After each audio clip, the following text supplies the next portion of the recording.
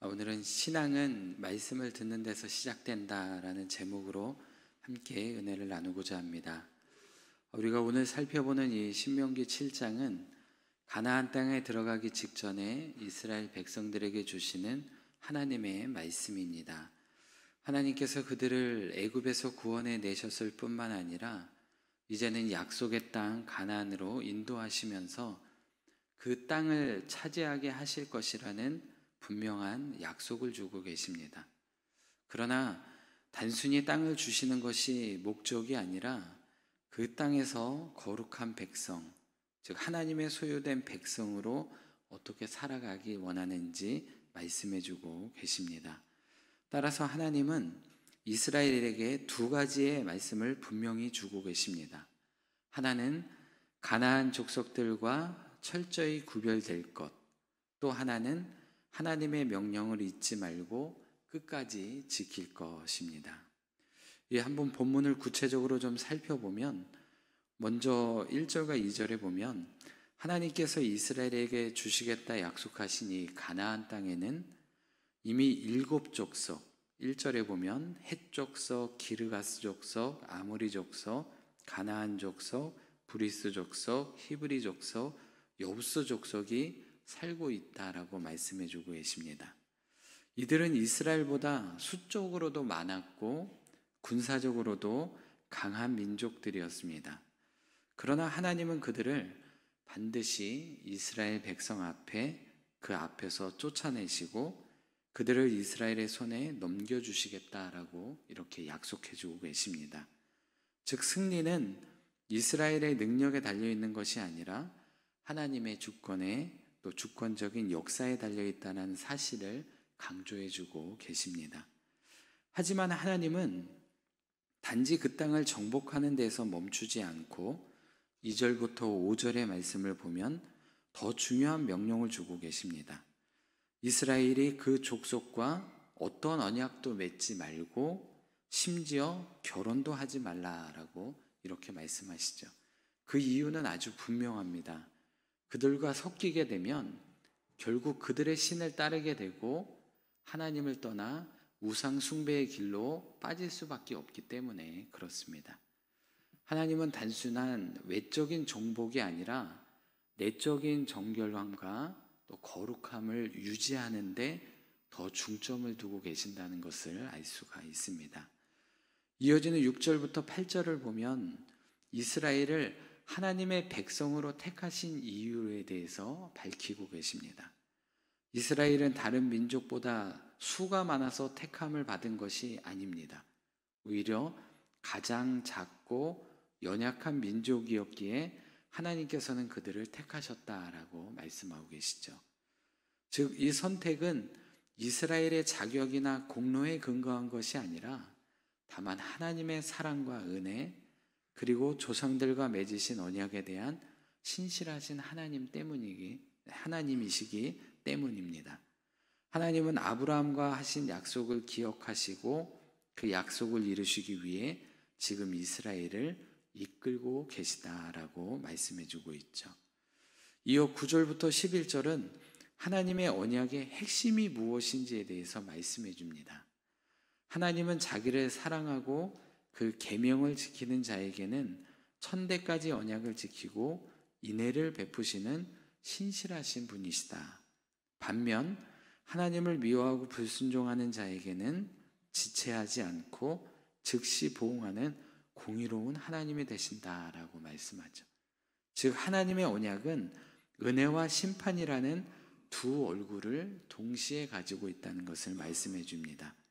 그러므로 이스라엘은 선택받은 백성이므로 마땅히 하나님의 말씀에 순종하며 그 사랑 안에 거하고 거룩함을 유지해야 한다라는 그 핵심을 전해주고 있는 것입니다. 이어지는 12절부터 25절의 말씀을 보면 이스라엘이 하나님의 명령을 듣고 지키면 하나님은 그들에게 언약을 지키고 큰 복을 주시겠다라고 말씀을 해주십니다. 12절과 15절에 보면 어떤 복을 주시냐? 자녀와 가축의 번성의 복을 주시고 풍요로운 수확을 할 수 있게 해주시고 질병 없는 삶을 살게 해주시고 대적에 대한 승리, 즉 삶의 전 영역에 걸친 축복을 주신다라고 말씀해 주십니다. 그러면서 16절과 24절에서는 이스라엘이 맞아야 할 족속들이 아무리 강해 보여도 두려워하지 말라라고 하십니다. 왜냐하면 하나님께서 과거 이스라엘 백성들에게 행하신 그 일들을 기억하기 때문에 그렇습니다. 즉 애굽에서 행한 일들을 기억하며 담대히 나가라는 것입니다.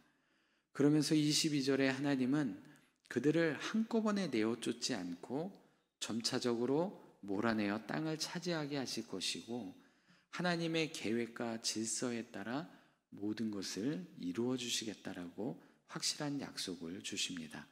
그러므로 이스라엘 백성들은 우상을 철저히 제거하고 그 어떠한 타협도 해서는 안 된다라는 약속을 주시죠.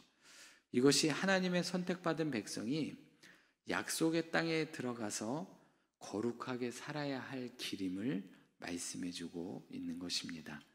철저한 순종과 거룩함, 그것이 바로 이스라엘 백성들이 살아야 할 길인 것이죠.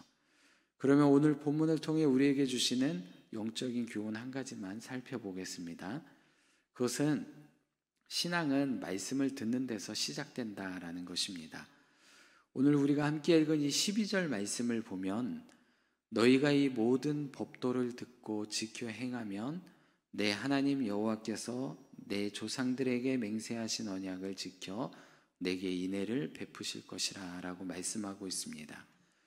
이 구절에서 중요한 점은 하나님의 은혜와 인애가 이 듣고라는 동사 다음에 연결되어 있다는 점입니다. 다시 말해 신앙의 바른 행동이나 하나님으로부터 받는 복은 모두 하나님의 말씀을 듣는 것에서 시작된다라는 것입니다. 하나님께서 우리에게 원하시는 것은 단순한 종교적인 열심이 아닙니다. 물론 예배에 성실히 참여하고 교회에서 봉사하고 또 직분을 다하는 것은 아주 소중한 일입니다. 그러나 그 모든 신앙의 행위들은 하나님의 말씀을 듣는 것에서 그 듣는 것 위에 세워져야 하는 것입니다. 말씀 없이 행하는 모든 종교적인 열심은 자칫하면 그 사람의 열심으로 끝나기 때문에 그렇습니다. 즉 하나님의 뜻과는 동떨어진 일을 하기 때문에 그렇다는 것입니다. 사도 바울도 로마서 10장 17절에서 믿음은 들음에서 나며 들음은 그리스도의 말씀으로 말미암느니라 라고 말씀하고 있습니다. 예수님께서도 누가복음 10장에서 봉사에 분주했던 마르다에게 마리아는 좋은 편을 택하였으니 빼앗기지 아니하리라 라고 말씀하시며 말씀을 듣는 것이 더 우선적이다라는 것을 말씀해주고 계십니다. 그렇다면 지금 우리가 하나님의 말씀을 듣는다는 것은 무엇을 의미하겠습니까?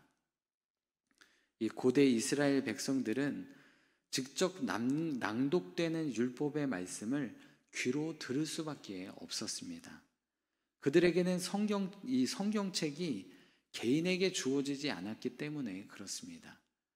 그러나 오늘날 우리는 인쇄된 성경, 또 오디오 성경, 성경 앱, 설교, 이 영상 등을 통해서 다양한 방법으로 하나님의 말씀을 접할 수 있게 되었습니다.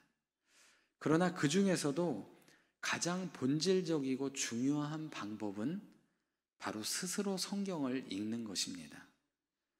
오늘날 우리에게 하나님의 말씀을 듣는다는 것은 성경을 읽고 묵상하고 마음에 새기며 그 말씀에 귀를 기울이는 것입니다. 그저 눈으로 지나가는 독서가 아니라 마치 귀로 듣듯이 주의 깊고 겸손한 마음으로 읽으며 그것이 곧 하나님의 말씀을 듣는 바로 신앙의 첫걸음이 되는 것입니다.